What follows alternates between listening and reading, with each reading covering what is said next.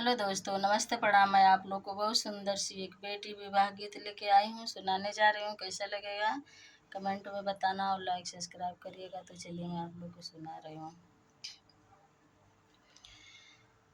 पापा कुसुम बोवला लंबी दूरी कुसुम कैसे तोड़ब हो।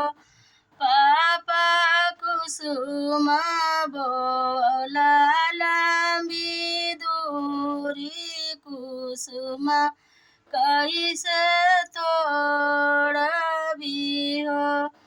बेटी तोरी तोरी डलारी भराई है चुनारी रंगाई देव हो।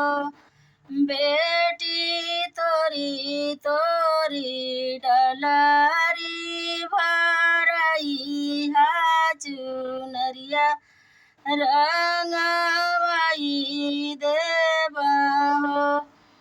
पापा मात करमा में कपातर चुनरिया कैसे पहिनब हो। पापा मात करमा कपातर चुनरिया कैसे पहिरब हो। बेटी खोजी देबा पढ़ल दमाद चुनरिया तू पहिन लिहा हो।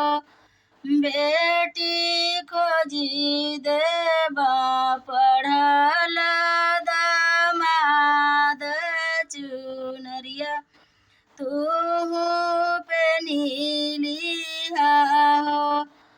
पापा पढ़ल लिखल बड़ाया दहेज तुहसे मांगा करिया हो। पापा पढ़ल लिखल बड़ाया दहेज तुहसे मांगा करिया हो।